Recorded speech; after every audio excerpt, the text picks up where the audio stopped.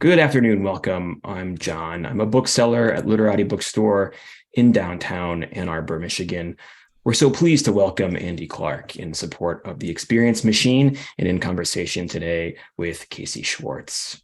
Just a quick webinar overview for those of you who are just joining us. The chat is closed, but you can keep the chat window open. I'll be sharing links to purchase books from Literati Bookstore throughout the event. Live transcription is available to you on your toolbar as well. And you can interact with us at any time if you're watching live by using the Q&A feature that's available to you. And I'll read a selection of your questions at the conclusion of the conversation. If you're watching us later on YouTube, there are always links to purchase books in the description directly below me. And you can click on the little typewriter icon, the bottom right corner of your screen, to subscribe to our channel and be kept up to date with all of our At Home with Literati events, which will continue through 2023 once they become available on our channel. And as a reminder, you can shop for more books at literatibookstore.com to have shipped to your home anywhere in the United States.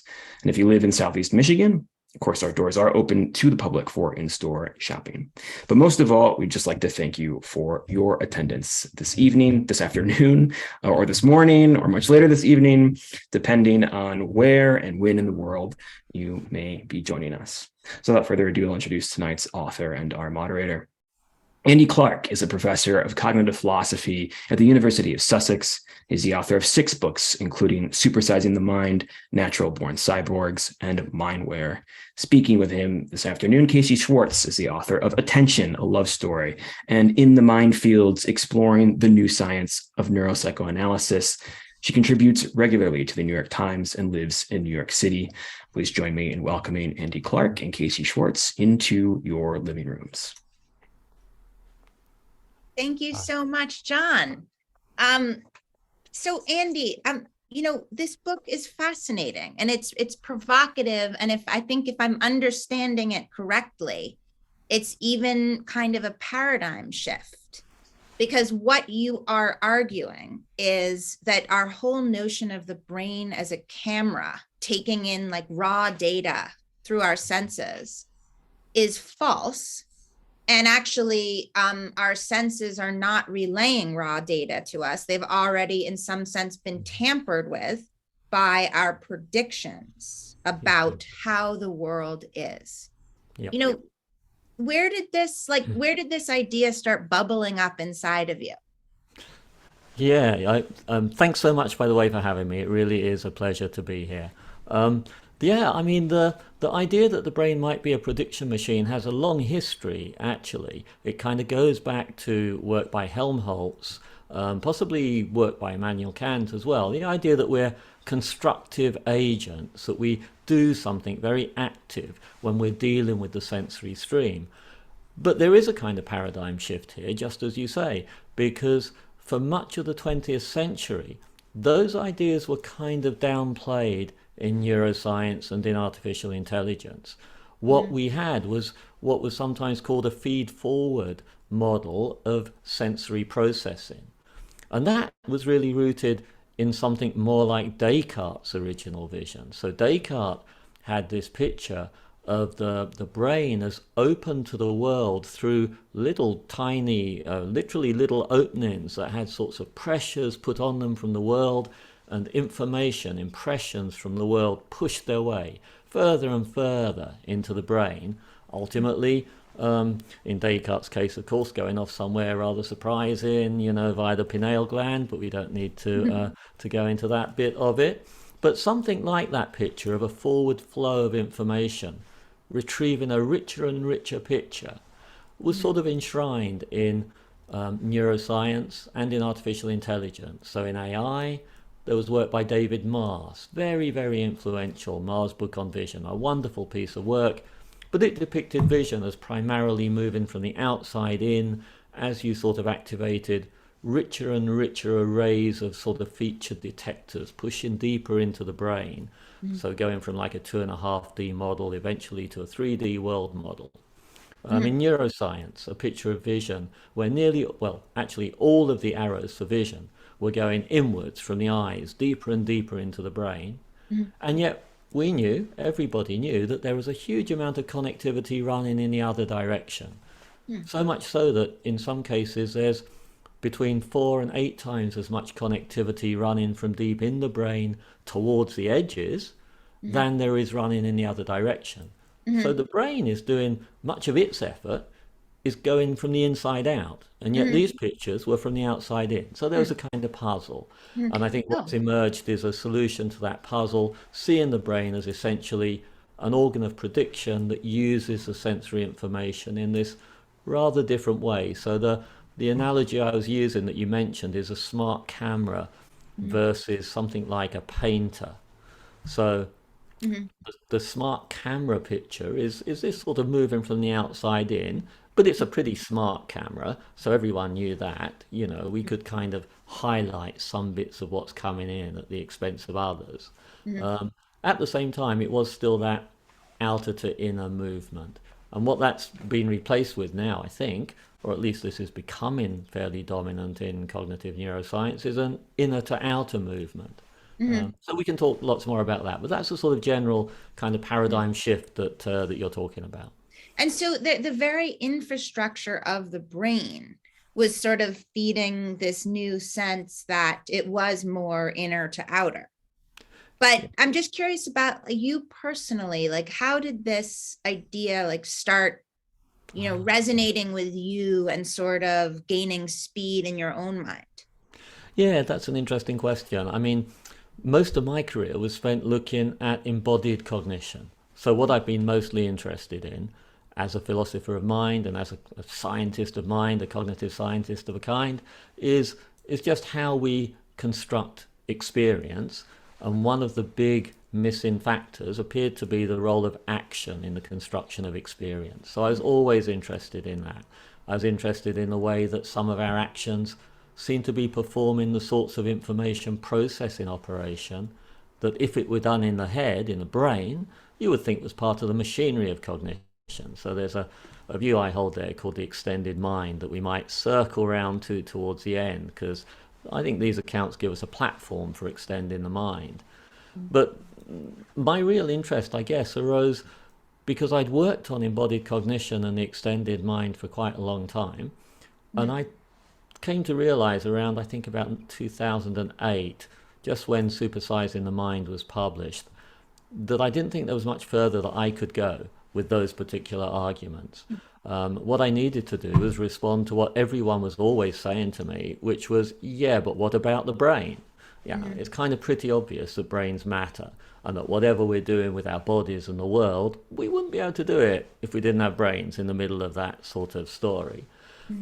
So I'd always been on the lookout for an account of what brains do that seemed to me consistent with what I'd been thinking about, what others had been thinking about in this realm of embodied cognition.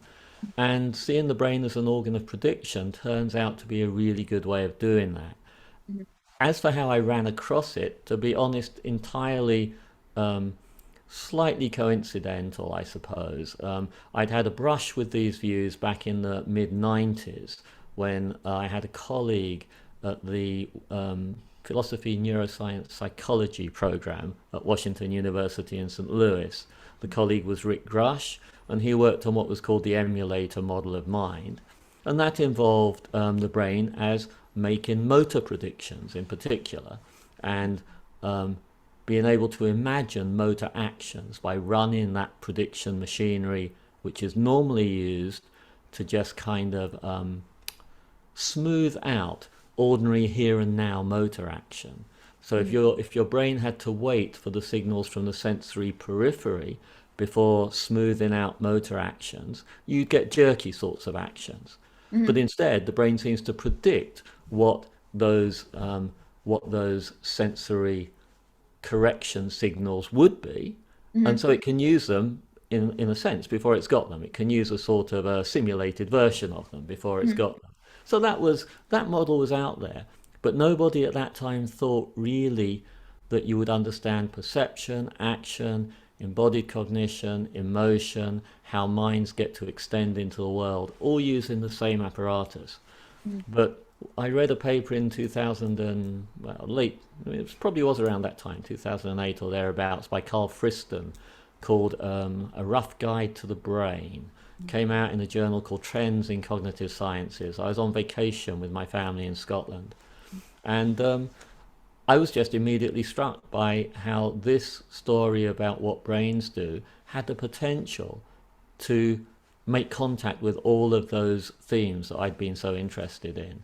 And because it also was using the same basic machinery as this stuff that I'd worked with in the mid-90s, where we wrote a paper called Towards a Cognitive Robotics, me and Rick Rush, it just seemed like a natural way forward and a way of plugging that gap. So, let's put the brain into the brain-body world nexus properly and see how things look after that.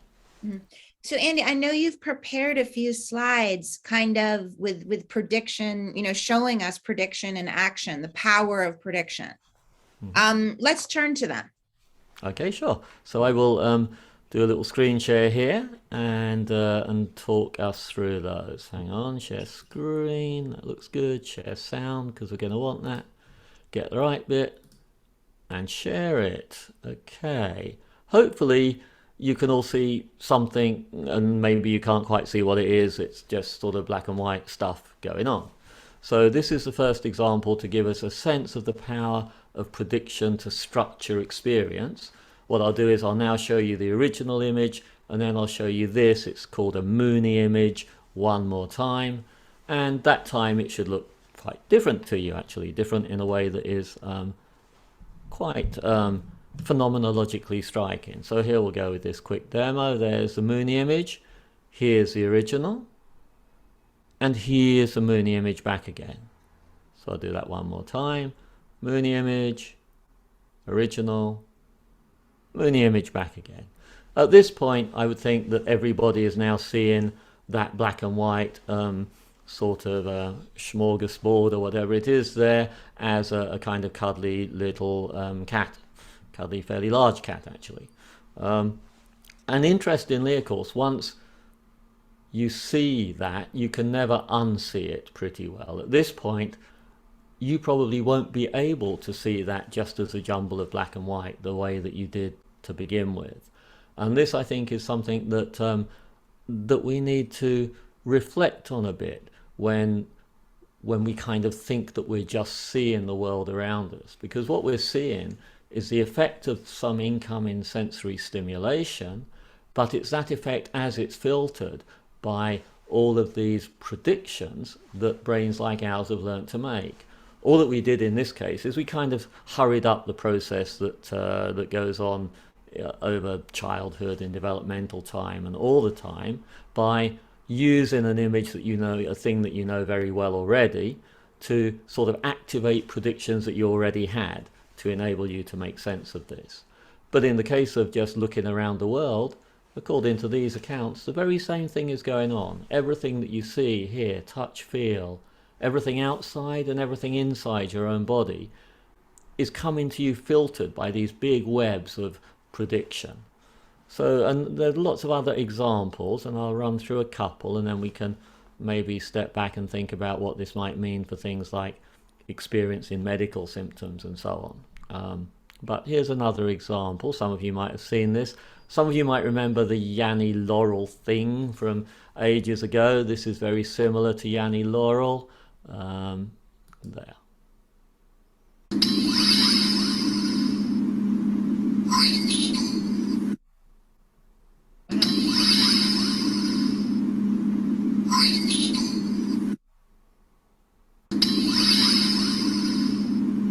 I'll interrupt that just for a second. So it's, of course, it's exactly the same sound clip that you're hearing again and again there. And according to which of the words you look at, or sometimes which of the words is sort of persisting in your head. So if you can do this just by concentration as well.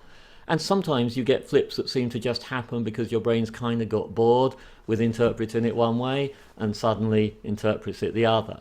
But the thing to bear in mind is it's just the same sound clip.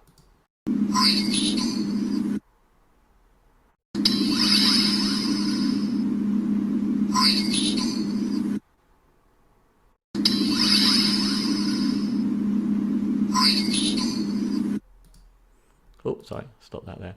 I must say that at times, I've had to just convince myself that it really is the same sound clip all the way through that, because sometimes, to me at least, the brainstorm bit comes through so clearly that it just seems to me impossible that it's exactly the same sound clip. But I've checked it, I've looked at the waveform, I've looked at other versions of this one, and yes, it is. It is quite surprising, but then less surprising once we recall things like Mooney images or other examples like this one. So this is now my favorite of all the examples.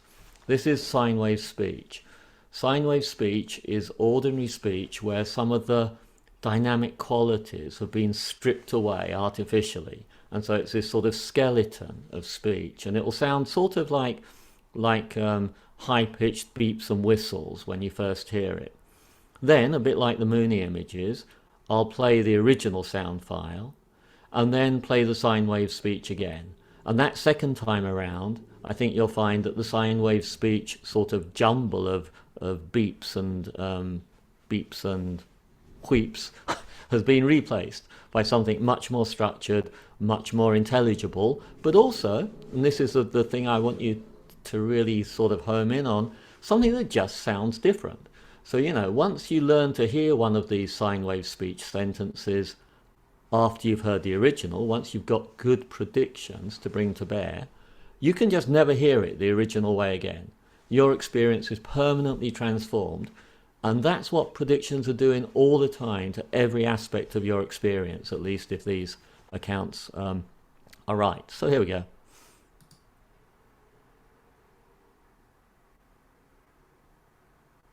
It was a sunny day and the children were going to the park. It was a sunny day and the children were going to the park.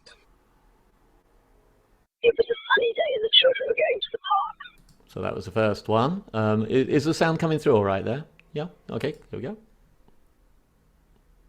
The camel was kept in a cage at the zoo.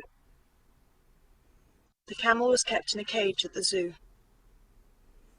The camel was kept in a cage at the zoo.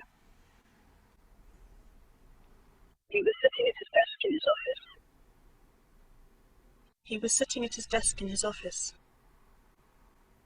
He was sitting at his desk in his office. The police returned to the museum. The police returned to the museum. The police returned to the museum. Okay, so that was the sine wave speech one. And of course, if you listen to enough of these, you become a kind of native speaker of sine wave speech. So now you can play me one of these that I've never heard before, and I'll hear it without hearing the original. So my brain now commands a sort of general purpose way of making the kinds of predictions that unearth the structure that is hidden away in the stripped away sine wave speech version. And I think this, of course, is what we're doing all the time. That's what's going on when you just look around and see the world around you. The same process can also mislead us. So this is the hollow mask illusion. This is an ordinary joke shop mask with the nose sticking out right now. You'll see it rotate, and if you were there watching it live, what you would see is just what you see on the screen here, which is it seems as if there's a convex outward facing nose, even when it's the inward concave side of the mask that you're seeing. So there it goes. That's the proper side, as it were, Charlie Chaplin. Coming round. And now this is the concave side. But it looks pretty convex. And that's what it would look like live. This is not, some kind of trick of the video. That's just how it is. I keep one of these, a real one, in my office, and it's quite striking when people come in and they see this strange face following them around the office. So what that shows really is that predictions can sometimes trump the real sensory information. So when you've got the concave side and you're looking at it here, there's a lot of genuine sensory information hitting your sense organs that specifies concavity. But because your brain is a kind of chronic predictor that faces are going to stick outwards, then that real information real sensory information is being treated as noise. Your predictions are winning out over the real information, and in this case, you see something that isn't there. A face sticking outwards. Something like this is probably going on in many cases of functional medical disorders, chronic pain, things that we might circle around to talk about later. But these might be cases where sort of deep set ingrained predictions are making something appear perceptually in a way that it really isn't. The last example that I'm going to give is a set of experiments where they showed this. These are the so-called White Christmas experiments. Basically what happened there is at first with undergraduates and eventually with other people like non-undergraduates, people that weren't in an educational system at all, were told that they were going to be played some sound clips, and that hidden within those sound clips would be the onset of Bing Crosby singing White Christmas. But it could be very faint, and you wouldn't know where in the sound clip it was going to start up. They made sure that all the participants knew the White Christmas song. And that actually, as you might guess, these experiments go back to 1964, actually, when White Christmas really was by Bing Crosby in the charts. But they made sure that everyone knew it, ran the experiment. A large number of people, a very significant number of people in all the versions of this experiment, there have been many now, detect the onset, the very faint onset of Bing Crosby singing White Christmas. But in fact, what they were hearing was just white noise. And in this white noise, there is no onset of Bing Crosby singing White Christmas. The ability of people to detect this, or to seem to detect this, is not so surprising, really. You know, if I tell you to look up at the clouds and see if you can see a face, you'll probably be able to look at the clouds and see a face. That's because we have very strong face prediction mechanisms that are able to, if you like, carve faces out of just about anything. And if you get people set up, sort of primed in the right way, then they can carve Bing Crosby singing White Christmas very faintly out of just about anything too. So that's the demos. There is there's a sort of analogy that I like to run at this point that maybe I should just chuck in, and then we'll return to the general conversation.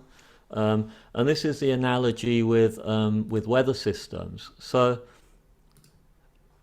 I think that what this is all telling us is that as creatures that are perceiving our worlds, it's rather as if we lived in a strange world in which the weather forecast made a difference to the actual weather. And so imagine that there's a world in which there are weather systems and they create weather, just as you're seeing here. But in addition, weather forecasts have a real influence on the weather that's unfolding. So that a very strong prediction of rain in a certain part of the world would actually play a role in making it a little bit more likely that rain occurs in that part of the world. That's what I think predictions are actually doing to the sensory information all the time. Our predictions make it more likely that we'll experience the world in the way we predict.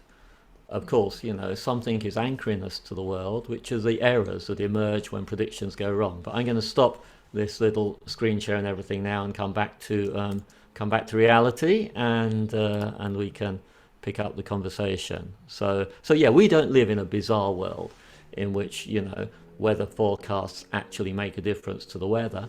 But I think that perceptually we inhabit a world like that, where our perceptual expectations make a difference to what we perceive. And Andy, I mean, what's so striking about what you just played us is how like unsubtle it is, how pronounced an effect it is. Yeah. So it's sort of like what I'm just curious, you know, what in the decades, you know, in the last few decades, how have people accounted for these effects and these phenomena? Yeah, I mean, you know, there's been a variety of sort of instruments used. So people talked about priming, that, you know, if you're primed to expect something, then you're more likely to seem to detect it. And of course, that's that's true. Mm, In a way, what these accounts will do is they'll enable well-known effects like priming, for example, to just fall into place as part of a bigger picture. mm, There are other well-known effects like repetition suppression, where when something is repeated, sometimes you get dampened brain responses to the repeated version. That mm, actually makes a lot of sense on these models because the brain responses that are being picked up, or some of the primary ones there, are responses to prediction error. So the little sort of spikes that you get when a prediction goes wrong. So mm, one of the early findings that supported these kinds of models was that brain responses to well predicted inputs were often a lot damper, if you like, a lot less marked than brain mm, responses to unpredicted inputs. mm. And in your book, you talk about how, so in some sense, it's like counterintuitive that we sort of might crave surprise or novelty if our MO Yeah. is prediction. Yeah. Explain that. Yeah, so there is a one of the early worries that people raised about these accounts, because the accounts are making a big claim. They're sort of saying, look, brains are organs of prediction. This is a fundamental thing that brains are doing. So, and indeed, actually, maybe I should underline that a bit by saying, in order to do that, what they're trying to do is suppress prediction error.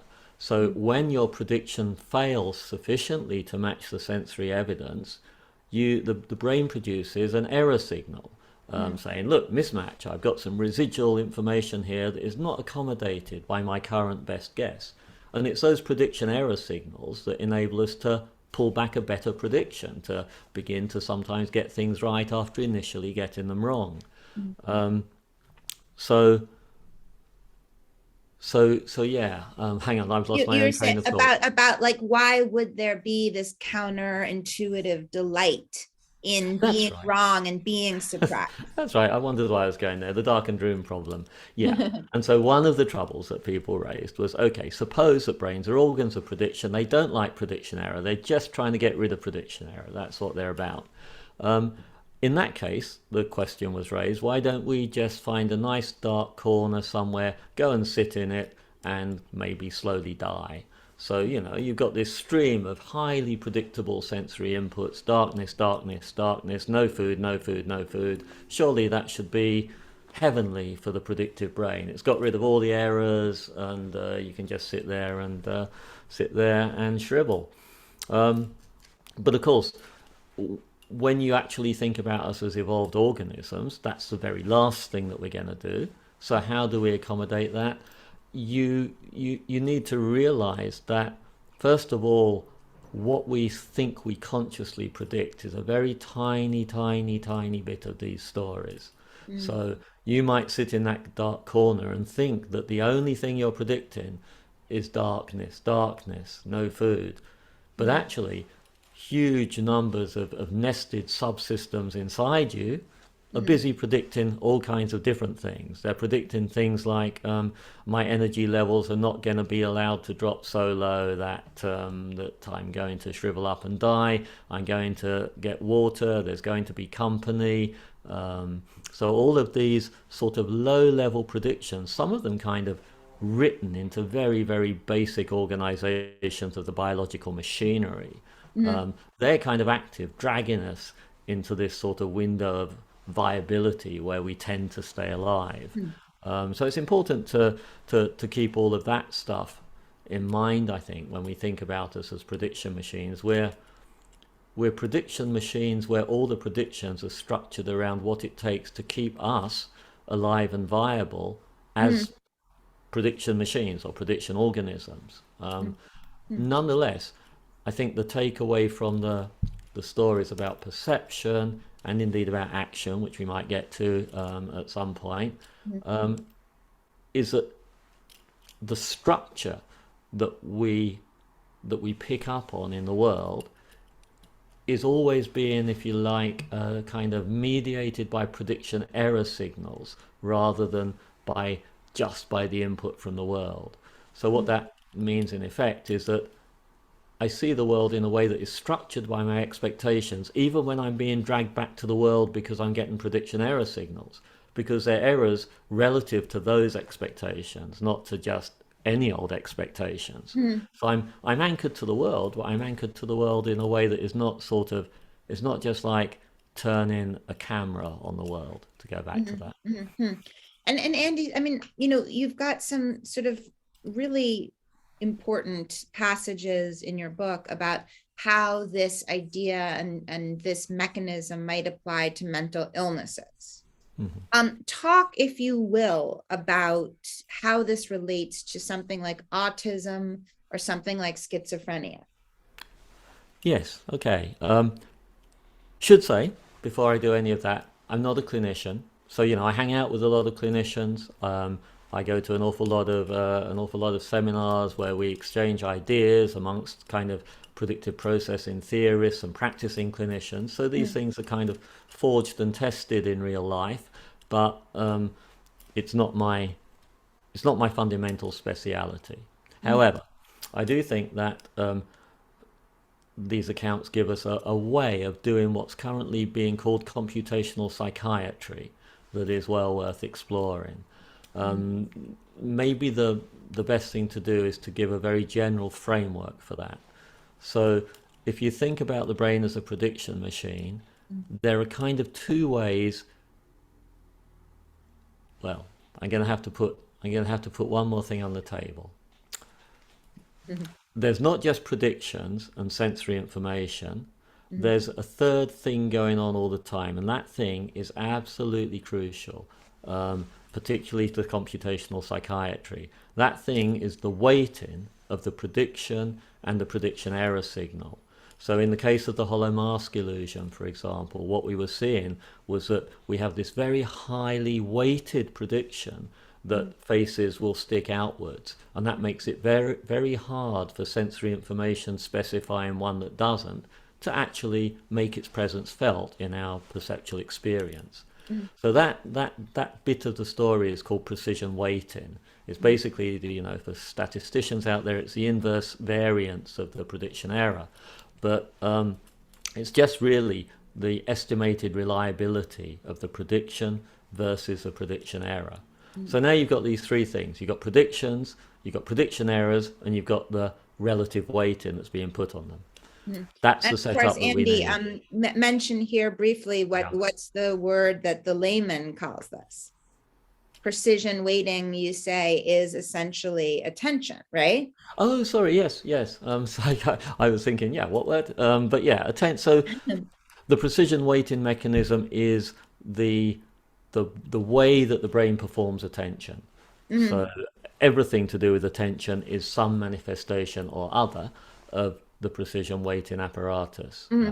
And I think that actually is one of the useful theoretical outcomes of or applications here, is that we've now got a good understanding of what attention might actually be, as opposed to just that sort of rough and ready understanding that said, oh, maybe it's a spotlight or something like that. So, okay, but going back to computational psychiatry, there are two ways in which this sort of balancing act can go wrong. Fairly obvious two ways now. One way is you could be giving too much weight to the sensory information that's coming in. If you give too much weight to the sensory information that's coming in, it'll make it rather hard to pick out faint patterns, particularly in noisy environments. And it's thought that that might be a lot of what's going on in the case of autism spectrum condition. The idea there would be that there's a sort of enhancement of sensory information. Actually, it could be a failure to dampen sensory information. So it actually looks as if, in many cases, the autistic pattern of response, autism spectrum condition pattern of response, stays very true to the incoming sensory signal. It fails to dampen that signal in some of the ways that more neurotypical brains dampen the signal. So we can talk about that as enhanced sensory information, but it's more like a failure to dampen the sensory information that's really there. So being sort of swamped by incoming information. Exactly. So, an awful lot of sort of manifestations of autism spectrum condition kind of fall into place if you think enhanced or non-dampened sensory information. It's sort of tendency to be overwhelmed in highly sensorily noisy and not well-known environments. Maybe even those difficulties of picking out very faint patterns, like some of the little cues that indicate particular bits of sort of social interaction and so on. So the thought would be some people used to talk about things like a theory of mind deficit and so on, and that all sounds wrong from this perspective. That might be there might be some knock-on effects there, but the basic kind of thing seems to be enhanced sensory worlds somehow. And also there's a long line of research showing that for certain tasks, autism spectrum condition folk will perform them an awful lot better. Tasks like spotting a hidden figure in a complex array. And again, you can kind of make sense of that if you're not sort of drawn to a high level overview of that complex array, but let the sensory information speak for itself a bit more strongly. It's that's the sort of picture that's emerging there. Sensory information speaking for itself rather strongly, both for good and for ill in the world that we neurotypicals have built. Sorry, Andy. And then I was going to say the converse that you offer is the mechanism that you think might be operating in schizophrenia. Well, actually, schizophrenia shares an awful lot there, so that's not quite the converse, although it sort of verges on it in we'll maybe come round to that. The true converse is cases of just outright hallucination. So that would be a case where you've really turned the weighting up on prediction. You've turned the weighting up so high that, in fact, your prediction carries the day and the sensory information counts for nothing. Out and out hallucination. You were seeing an example of that in the hollow mask. You're hallucinating the convexity of that mask due to or that side of the mask due to a strong prediction. So the thought would be hallucination falls out directly from overweighted predictions. And then you look at complicated syndromes like schizophrenia that you've just mentioned, and they have elements of many different sorts of things going on. The predictive processing or active inference account there suggests that one of the primary things going on might be a misfiring prediction error system. So if you imagine that prediction errors were being generated sort of almost randomly, they're just overgeneration of prediction error signals, what would that do to a system like this? Prediction error signals, if they're highly weighted, are things you have to take seriously. That's kind of what it is for the brain to take something seriously, is for it to be weighted in this way. So if you have high weighted prediction error signals, the brain's got to do something about them. What might it feel like to be in the early stages of having highly weighted prediction error signals that are sort of being a bit randomly generated? It might feel like the world is full of salient strangeness. Salient strangeness is a term drawn from phenomenological first-hand accounts of the onset of schizophrenia, the kind of prodromal, I think it's called, period. So yeah, sort of aberrant prediction error generation would give you that salient strangeness feeling, but then what happens over time is the brain has to come up with a model to try to quash these sort of aberrantly generated prediction error signals. Since they're being very aberrantly generated, no ordinary model is going to quash them. But if you start using models like, I don't know, telepathy or control by aliens or, control by the internet or control by huge internet corporations, a very common one nowadays, then of course you can sort of bring sense to what appear to be salient similarities between things that you find yourself encountering where there is no such similarity. You're just being led there by this sort of misfiring machinery. So the kind of picture that was emerging, this is work by Fletcher and Frith and others, the kind of picture that was there emerging is one in which the two so-called positive symptoms of schizophrenia, which were delusions and hallucinations, kind of feed each other. So, the misfiring prediction error system would cause your model of the world to change, because your model is what you use to predict and structure the sensory information. It could begin to give you the kind of hallucinations that look as if they're lending further evidence to the false model that you've generated. So that would be an instance of, as it were, a kind of almost self-fulfilling kind of self-expectation. You kind of think this is the way the world is, that structures the way you experience the world. You think, hey, I got more evidence for the way that I thought the world was. So, there's a kind of there's a sort of locked-inness to a lot of psychiatric conditions that needs explaining, and these accounts give us maybe at least the start of a way to make sense of those circles that either keep us locked in or can sometimes lock good things in as well. We might get around to that later. Andy, we only have a couple minutes before we'll go to Q&A, and I really was hoping to get to AI. Oh yes, of course. Because obviously it's on so many of our minds right now. Yeah. How does this relate to AI? But also, are you optimistic about AI? Am I optimistic about AI? Yeah, and how does this predictive brain impact how AI is built or will be built? Yeah, I mean, it's a very timely issue in many ways. We're all experiencing the sort of the repercussions of ChatGPT and the other generative AIs that are out there, and they clearly share part of their information processing profile with biological brains if predictive processing accounts are on track. So, in ChatGPT, for example, it's trained, as I guess everybody now knows, to predict the next word in sentences. That's the basic thing that is done, with some tweaks later that help it be more user-friendly to us and more specific to certain tasks. But the basic thing it's doing is predicting the next word in large text corpuses. So, that's a prediction thing, but it doesn't mean that it's, as it were, operating in the same way as brains, because brains are prediction machines that are trying to do something rather specific, which is generate predictions that enable perception action loops to be held in place, that keep us alive as the kind of systems that we are and let us do the kind of things that we do. That's very different. The sorts of predictions that brains make, I think, are ones that get tested by embodied action all the time.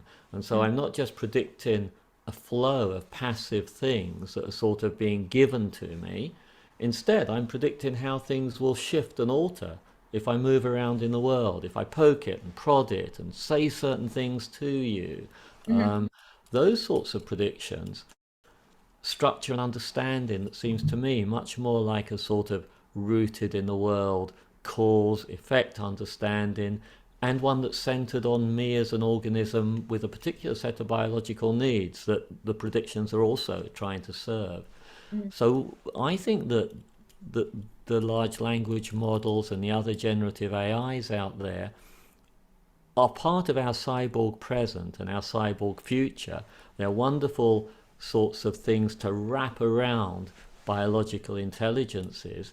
They let us expand and challenge our own models of the world by seeing the kind of trails that they can find through their models of the world, which are pretty alien sometimes to ours. So I think they're a wonderful sort of tool. They'll be part of maybe sort of collectively extended human cognition in some sense, but I don't think that they're yet artificially intelligent in a very general, very broad sense, because they currently don't seem to have that grounding in perception action loops and interventions. So I think it's almost like having access to a huge library of psychological experiments and all the results, but you can't perform an experiment of your own. It's a little bit like that. Andy, it's a testament to your book that we have so much more ground to cover, and we're out of time. But it really does show just the absolute richness of what you cover in this book. That truly we're not even halfway through. Thank you. John, do you have any questions, or are there any questions out there? Well, we don't have any questions from viewers, but I want to remind our viewers that they're free to submit their questions at any time, and I'm happy to ask them. But we were speaking a bit before we went live, and I feel like I want to avoid rambling here, which I'm prone to doing in the lead up to a question. But I suppose I have one thing I wanted to follow up on from your conversation that leads me to a consideration and maybe something of a question about perhaps some of the generative ethical considerations of this work. And that's that. So I have sort of lived experience with obsessive compulsive spectrum disorders. And there's a lot of interesting, cool work happening on thinking about modeling this. There's a clinician and researcher named Fred Ardema in Spain who has come up with this new heuristic for treatment called inference-based cognitive behavioral therapy. And the inference-based part of that is really dovetails, I think, a lot with what you and Casey were talking about in regards to how this predictive model, the brain as a prediction machine, functions in autism spectrum disorders and schizophrenia. And of course, you also in your book mention how it functions in functional disorders and chronic pain. And I want to also sort of, for viewers, note that I don't understand deeply the neural correlates of all of these distinct conditions. And they certainly all have, there's ideas about OCD's neural correlates being some sort of relation to deep functioning of the brain and the front matter, the prefrontal cortex, things like that. Each of these conditions we're probably talking about involve perhaps radically distinct neural correlates that nonetheless perhaps fit into this model. But Fred's work is so fascinating because his sort of root idea, which kind of complements the gold standard of treatment for a long time in OCD, is that obsessions and compulsions are a matter of what he calls inferential confusion. Mm-hmm. So this way in which we and maybe this has to do with attention too, think sort of we're biasing our imagination as sufferers over the actual experience. So it's this problem of conflating possibility with probability. And then this confuses our prediction models, and we become so attentive on these things that to a bystander might seem irrational. But as one clinician put it really elegantly recently, it's like if you woke up from a dream about being chased by a dragon and reached under your bed for a sword, because there's no clear distinction that you're sort of leaving your imagination. You seem to need to resolve these issues. So I want to add that to something that I know is really interesting, how you can see clinical research happening totally independent of the work that you're doing, that nonetheless would seem to elegantly fit into this model in a way, and bring that up. But the other thing I want to mention, which leads me to my question, is that there's this really stunning passage in the book when you're talking about functional disorder and chronic pain and expectancy, where you write, for what all this suggests is that there's no such thing as a raw or quote unquote correct experience of a medical symptom anyway, since all human experience is constructed from mixtures of expectation, attention, and sensory stimulation. It will never be possible to experience either the world or your own body as it really is. Yeah. And to suffer of anxiety disorders, like that's like at once like really maddening and challenging, because it seems like what you're always trying to do is you're just searching for direct access to the world to resolve your questions. And then at the same time, the philosopher in me wonders if this is like raising the specter of dualism somehow again. But beyond all that, I think there's this ethical consideration I wanted to ask you about too, which is that there's this functional disorders and chronic pain are really coming up again in our conversations, especially on conditions like long COVID and things like that, where, for a long time, people would be pathologized with chronic pain as stuff occurring in your head. And I think what we're coming to a better understanding now is that is a little bit of a distinction without a difference. And so I'm wondering if and maybe this is beyond the bounds of your work, but to me, what this gives a sense of is that this model sort of thinks of us all as not sort of like the old ways of thinking perhaps made us, this stuff sort of all seem like people who suffer from various ailments are kind of all in different pots. Yeah. And what this does is kind of put us in the same pot and saying this is all versions of the same core process that mediates our experience. So to me, it seems to say that like it brings us into this potential sense of equity in our discussions of especially mental disorders and functional disorders, that sort of demystifies the way in which we might have thought of them as sort of like, this person's uncannily strange from me, and instead can perhaps have this biomedical ethical consideration that, these core functionings are sort of essential to all of our experience, and the elasticity of that and explaining them means that there's sort of less difference than we might have otherwise thought.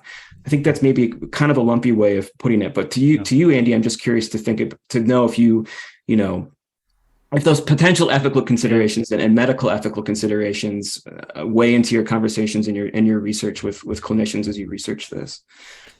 Yeah, I mean, well, that's fantastic. I couldn't have put it better myself. I mean, that's exactly the kind of moral or picture that I want people to come away with after reading this and dipping into this kind of work. The picture that's emerging is one in which sort of very atypical and absolutely neurotypical ways of constructing reality are actually the same. The construction is the same.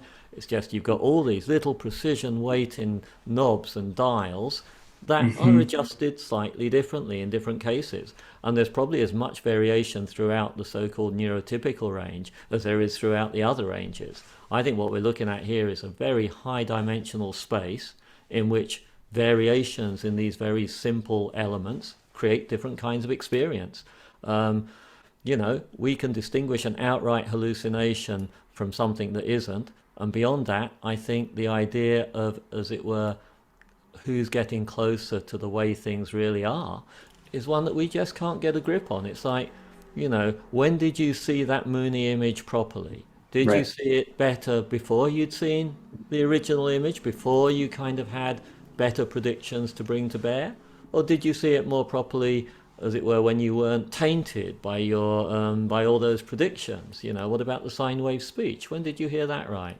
What are you hearing now when you hear me saying these words? As a native speaker of English, you'll be hearing words separated by gaps. But the sound stream that I'm producing is entirely continuous. So the gaps are just added because they're kind of useful things for the predictive brain to put in to modulate the kind of perception action loops that are good for us, exchanging meaningful ideas in situations like this. So, the world that we perceive is just the world that is useful to us as the creatures we are, and where all these dials are set can vary across what's clearly a huge number of cases. So I do think that, just going back to that example that you gave in the middle there, where you were talking about our ordinary experience of medical symptoms with what they sometimes call standard organic causes. So, the doctors can tell that there's something up there and it can sometimes cause pain. But still, if you look into those cases, the variation between individuals and the variation in the same individual across different times and different contexts is not explained by the so-called organic cause. So again, I think there what we're seeing is that our own idiosyncratically sort of formed expectations and predictions play a huge role in structuring just ordinary experience of pain. And all you're seeing in functional disorders and perhaps in chronic pain, some forms of chronic pain, is that that process, which is at work in all experiences of pain, is sort of the dials slightly turned up in a certain way. So yeah, I think that what we're seeing is a sort of framework for appreciating both the continuity and the diversity of human experience. That's Yeah, and making, I guess, sort of what's normalized experience is not so much normal as it is just one among many infinite exactly. settings. And so that kind of helps demystify notions of idiopathic pain, say in the medical community, and also this notion of disordered thinking, where it's just all different ways of ordering thinking. Yeah, perfect. Yeah. Yes, I love that. That's right. Well, it's a fascinating, mind-expanding book, and you can purchase it. And I'll put my bookstore hat back on, and so you can purchase the Experience Machine from Literati Bookstore. There's a link in the chat if you're watching us on YouTube. There's a link in the description directly below me. Andy Clark, Casey Schwartz, thank you so much, Casey, for your amazing questions and really helping us get the full sense of all the wonderful things this book is doing and all the implications that it has for professionals and lay readers alike. And hope to have you both in the bookstore for your next books in the not too distant future. But thank you again for being on At Home with Literati. And to all of our viewers, thank you so much for joining us. We look forward to seeing you at the next event. Thanks so much for having me. It was great. Take care all.